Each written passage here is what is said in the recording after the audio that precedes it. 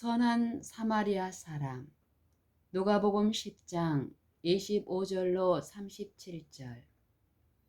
선한 사마리아인의 이야기의 가운데서 그리스도께서는 참 종교는 제도나 신조나 의식으로 이루어지는 것이 아니요 다른 사람에게 최대의 선을 베풀고 진정한 선으로 사랑의 행위를 하는 데 있음을 보이셨다. 그리스도께서 백성을 가르치고 계실 때에 어떤 율법사가 일어나 예수를 시험하여 가로되, 선생님, 내가 무엇을 하여야 영생을 얻으리이까 하고 물었다. 큰 무리는 숨을 죽이고 조용히 대답을 기다렸다. 제사장들과 랍비들은 율법사로 하여금 이 질문을 하게 함으로써 그리스도를 함정에 빠뜨릴 수 있다고 생각했다. 그러나 구주께서는 논쟁에 휩쓸려 들어가지 않으셨다. 그분은 질문자에게 답변을 요구하셨다. 그분은 율법에 무엇이라고 기록되었으며 네가 어떻게 읽느냐라고 반문하셨다. 유대인들은 예수께서 시내 산에서 받은 율법을 경시한다고 여전히 비난하였다. 그러나 그분께서는 구원 문제를 하나님의 계명을 지키는 일에 돌리셨다. 율법사는 내 마음을 다하며 목숨을 다하며 힘을 다하며 뜻을 다하여 주 너의 하나님을 사랑하고 또한 내 이웃을 내 몸과 같이 사랑하라 하였나이다 라고 말하였다. 내 대답이 옳도다. 이를 행하라. 그러면 살리라. 고 예수께서는 말씀하셨다. 율법사는 바리새인의 지위와 사업에 만족할 수가 없었다. 그는 성경 말씀의 참뜻을 알기 위해 성경을 연구해 왔다. 그는 이 문제에 대해 지대한 관심을 가지고 있었으므로 내가 무엇을 하여야 합니까? 라고 진지하게 물었다. 율법의 요구에 대한 그의 답변에서 그는 많은 예식과 의식에 대한 교훈을 그냥 지나쳤다. 율법사는 예식과 의식의 무가치함을 주장했으며 모든 율법과 선지자의 강령이 되는 두 가지의 큰 원칙을 제시하였다. 그리스도께 칭찬받은 이 대답은 구주를 랍비들보다 유리한 지위에 올려놓았다. 그들은 율법의 한 해설자가 말한 것을 승인한 데 대해 그분을 정죄할 수 없었다. 이를 행하라. 그러면 살리라. 고 예수께서는 말씀하셨다. 그분께서는 율법을 거룩한 통일체로 나타내셨으며 이 교훈에서 한 계명은 지키면서 다른 계명을 범하는 것은 있을 수 없다고 가르치셨다. 그 까닭은 같은 원칙이 모든 계명을 관통하고 있기 때문이다. 사람의 운명은 모든 율법을 순종하는 여부에 따라 결정될 것이다. 하나님을 최고로 사랑하고 인간을 공평하게 사랑하는 일은 일상생애에서 실천해야 할 원칙이다. 율법사는 자신이 범법자임을 깨달았다. 그는 그리스도의 심령에 살피는 말씀을 통하여 죄를 깨달았다. 그는 자신이 깨닫고 있다고 주장한 율법의 의를 실행하지 않았다. 그는 동료들에게 사랑을 나타내지 않았다. 회개가 요구되었다. 그러나 그는 회개하는 대신에 자신을 정당화하려고 노력하였다. 그는 진리를 인정하는 대신에 계명을 이행하는 것이 얼마나 어려운지를 보이려고 하였다. 이와 같이 하여 그는 죄를 뉘우치는 일을 회피하고 백성의 눈앞에서 자신을 변명하려고 하였다. 구주의 말씀은 그의 질문이 불필요한 것이었음을 보여주었다. 왜냐하면 그 자신이 자기의 질문에 스스로 대답할 수 있었기 때문이다. 그럼에도 불구하고 율법사는 내 이웃이 누구오니이까? 란 질문을 던졌다. 이 질문은 유대인들에게 끝없는 논쟁을 일으켰다.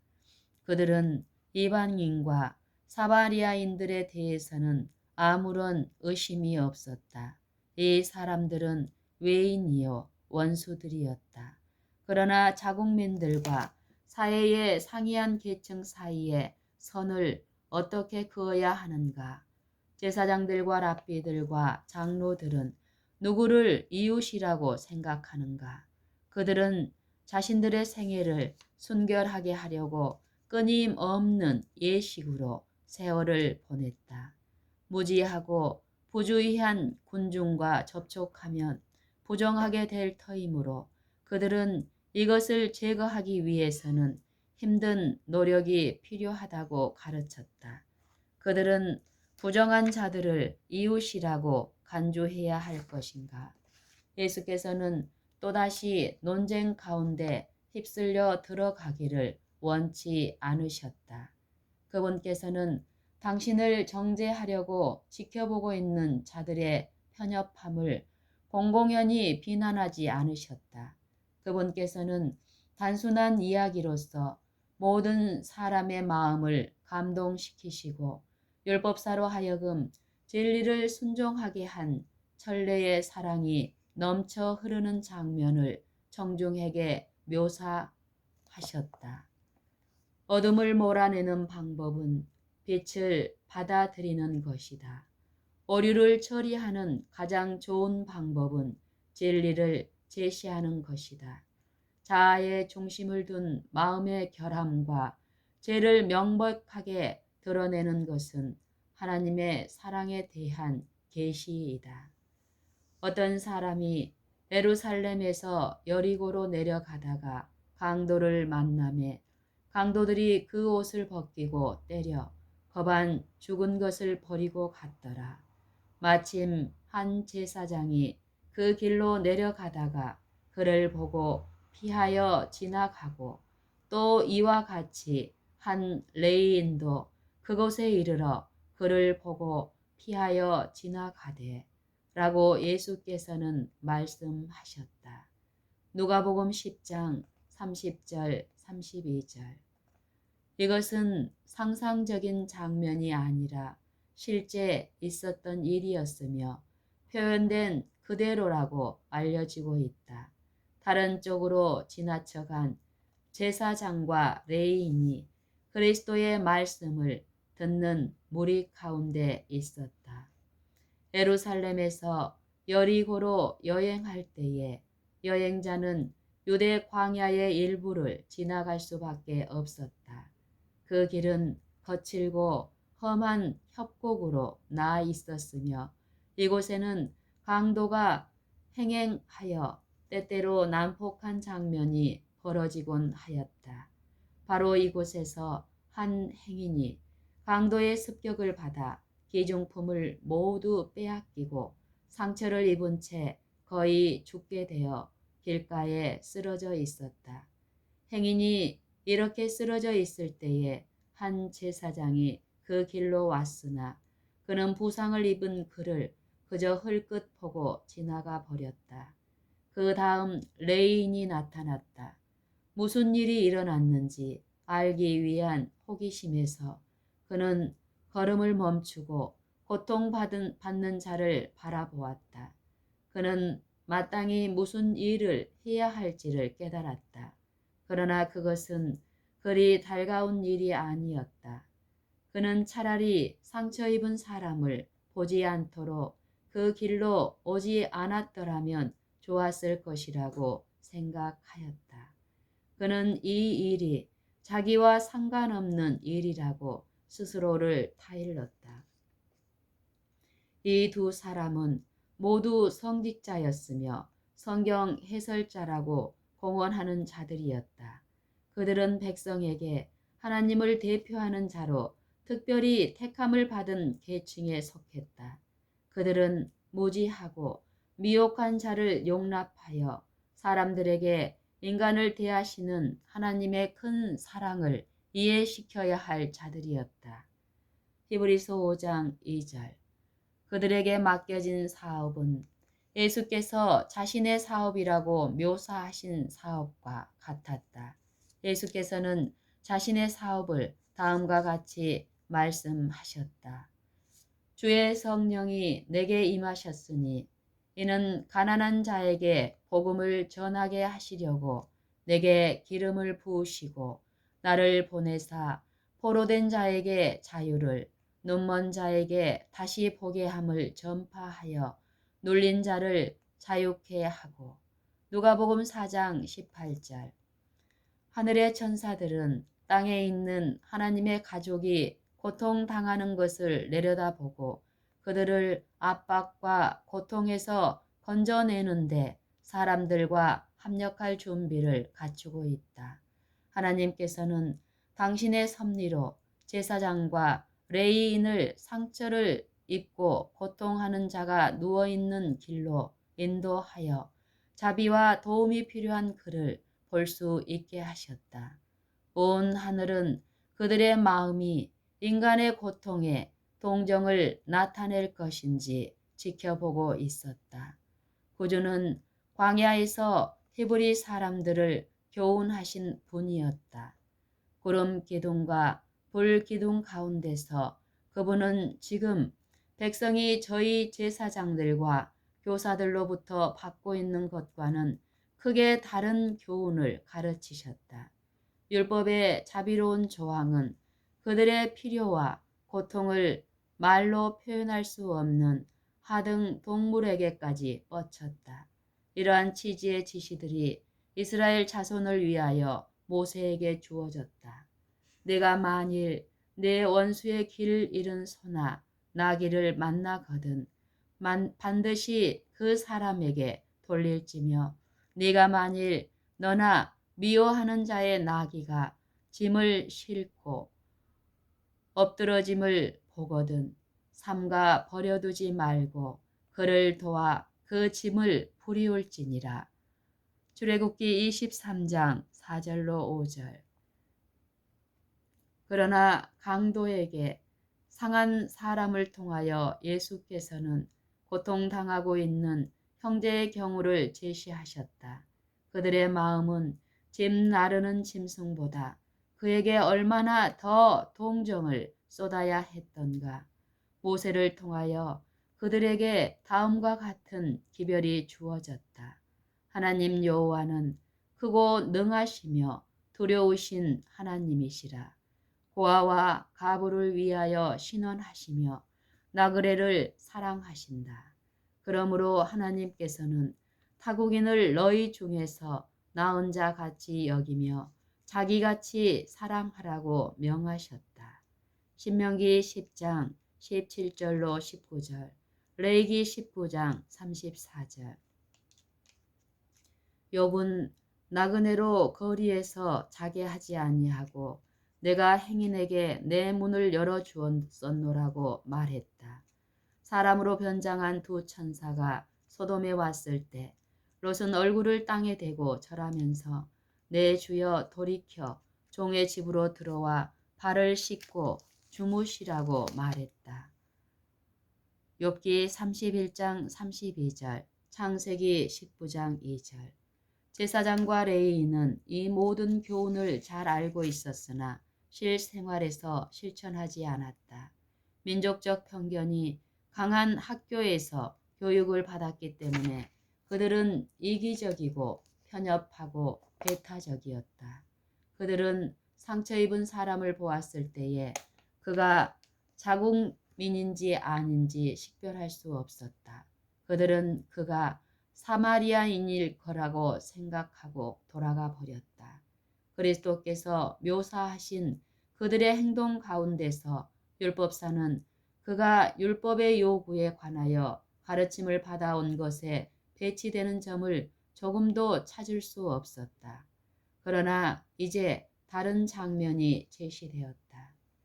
어떤 사마리아인이 여행 도중에 고통당하는 자가 있는 그곳에 이르렀다. 그를 보자 동정심이 생겼다. 그는 이 낯선 사람이 유대인이든 이방인이든 문제시하지 않았다. 만일 유대인이라면 그리고 그 상황이 정반대의 경우라면 그 사람은 그의 얼굴에 침을 뱉고 멸시하면서 지나갈 것이라는 사실을 사마리아인은 잘 알고 있었다. 그러나 그는 이런 것 때문에 주저하지 않았다. 그는 이곳에서 지체하면 자신도 폭행당할 위험이 있다는 것도 생각지 않았다. 도움이 요구되는 고통당하는 한 인간이 그의 앞에 있는 것만이 문제였다. 그는 옷을 벗어서 그를 덮어주었다.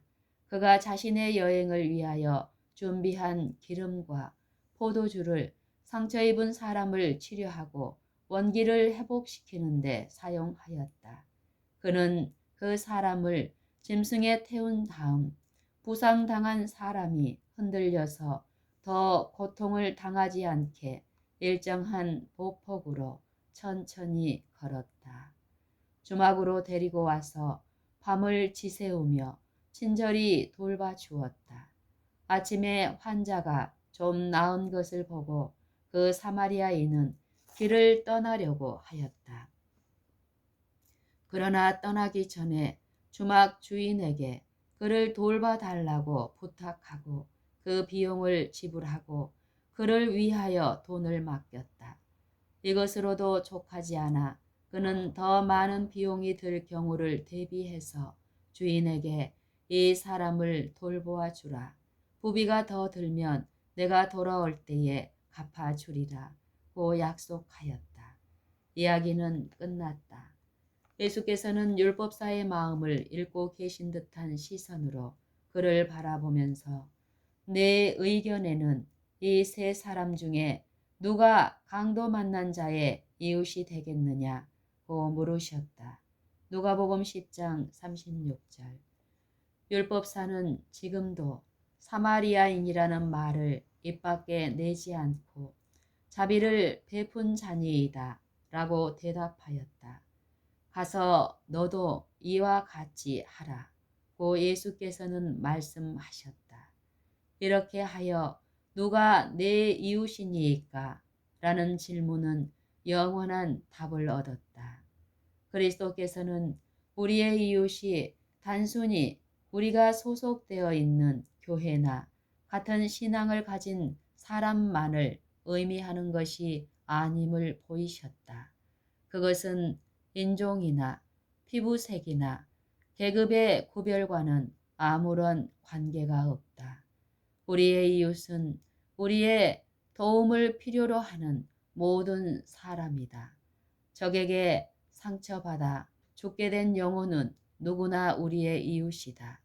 하나님의 소유인 모든 사람은 다 우리의 이웃이다. 선한 사마리아 사람의 이야기 가운데서 예수께서는 자신과 자신의 사명을 묘사하셨다. 인류는 사단에게 속임을 당하고 상처를 입고 도둑맞고 파멸되었다. 그러나 구주께서는 우리의 절망적인 상태를 동정하셨다. 그분께서는 당신의 영광을 버리고 우리를 구원하기 위하여 오셨다. 그분은 죽어가는 우리를 찾아내어 우리의 처지를 떠맡으셨다. 그분은 우리의 상처를 치료하셨다. 그분은 당신의 의의 두루마기로 우리를 덮으셨다. 그분은 우리에게 안전한 피난처를 제공하시고 자신의 비용으로 우리를 위하여 안전한 준비를 다 하셨다. 그분은 우리를 구속하기 위하여 죽으셨다. 자신의 모본을 지적해 보이면서 예수께서는 당신을 따르는 자들에게 다음과 같이 말씀하셨다. 내가 이것을 너희에게 명함은 너희로 서로 사랑하게 하려 함이니라. 내가 너희를 사랑한 것 같이 너희도 서로 사랑하라. 요한복음 15장 17절, 13장 34절. 예수님에게 법관은 내가 무엇을 하여야 됩니까? 라고 질문하였다.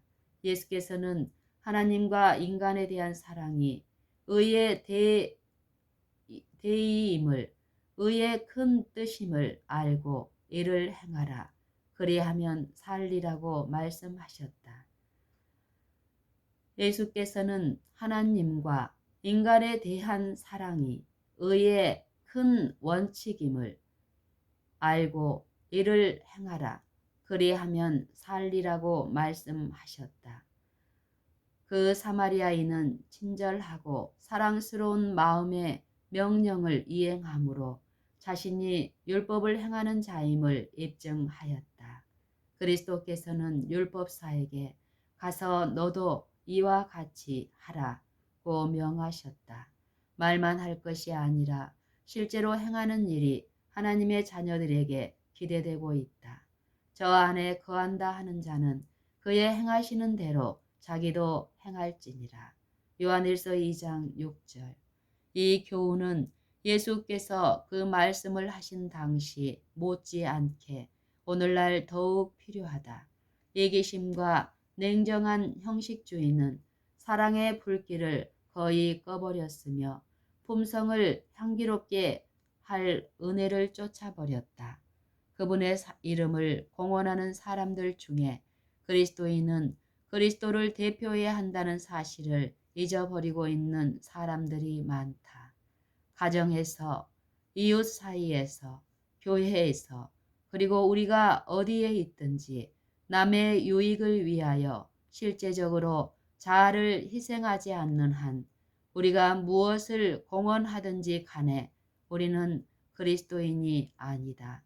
그리스도께서 당신의 관심을 인간의 관심과 연결시키고 우리에게 인간을 구원하는 사업에 당신과 하나가 되라고 요청하신다. 너희가 거저 받았으니 거저 주라고 그분께서는 말씀하신다. 마태복음 10장 8절. 모든 악한 것 중에 가장 큰 것이 죄이지만 죄인을 동정하고 도와주는 일이 우리가 할 일이다. 가오를 범하고 수치심과 자신의 어리석음을 느끼는 사람이 많다. 그들은 격려의 말에 굶주리고 있다. 그들은 자신의 잘못과 가오를 바라보다가 마침내 거의 절망 직전까지 내몰린다. 우리는 이런 영혼들을 소홀히 해서는 안 된다. 우리가 그리스도인이라면 우리의 도움이 가장 필요되는 바로 그 사람들을 될 수 있는 대로 멀리 피하여 다른 길로 지나가 버리지 않을 것이다.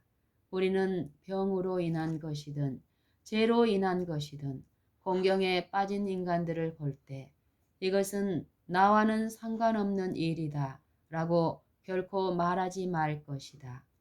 신령한 너희는 온유한 심령으로 그러한 자를 바로잡고 갈라디아서 6장 1절. 믿음과 기도로서 원수의 세력을 물리치라. 상처받은 사람에게 치료하는 향유가 될 수 있는 믿음과 용기의 말을 하라. 수없이 많은 사람이 인생의 큰 투쟁에서 용기를 잃고 낙담해왔다. 그러나 이때 한마디의 친절한 격려의 말을 들었더라면 그들은 승리할 힘을 얻었을 것이다. 우리는 고통하는 영혼에게 우리가 하나님에게서 받는 그 위로를 나누어 주려고 노력함 없이 결코 그대로 지나쳐서는 안 된다. 이 모든 것은 율법의 원칙, 즉 선한 사마리아인의 이야기 가운데서 예증되고 예수님의 생애에서 명백하게 나타난 원칙의 성취에 불과하다. 그분의 품성은 율법의 참 의미를 나타내며 우리의 이웃을 우리 몸처럼 사랑한다는 말이 무엇을 의미하는지 보여준다. 하나님의 자녀들이 모든 사람에게 자비와 친절과 사랑을 나타낼 때 그들 역시 하늘 법도의 성격을 증거하고 있는 것이다. 그들은 여호와의 율법은 완전하여 영혼을 소생케 한다는 사실을 증거하고 있는 것이다. 시편 19편 7절. 그러므로 이와 같은 사랑을 나타내지 못하는 자는 누구든지 자신이 존중하노라고 공언하는 법을 범하는 것이다. 왜냐하면 우리가 형제들에게 나타내는 정신이 곧 하나님께 대한 우리의 정신이 어떠한지를 선언하고 있기 때문이다. 마음속에 있는 하나님의 사랑이 이웃에 대한 사랑의 유일한 셈이다. 누구든지 하나님을 사랑하노라 하고 그 형제를 미워하는 이는 거짓말하는 자니 보는 바 그 형제를 사랑치 아니하는 자가 보지 못하는 바 하나님을 사랑할 수 없느니라. 사랑하는 자들아, 만일 우리가 서로 사랑하면 하나님이 우리 안에 거하시고 그의 사랑이 우리 안에 온전히 이루느니라. 요한일서 4장 20절 12절.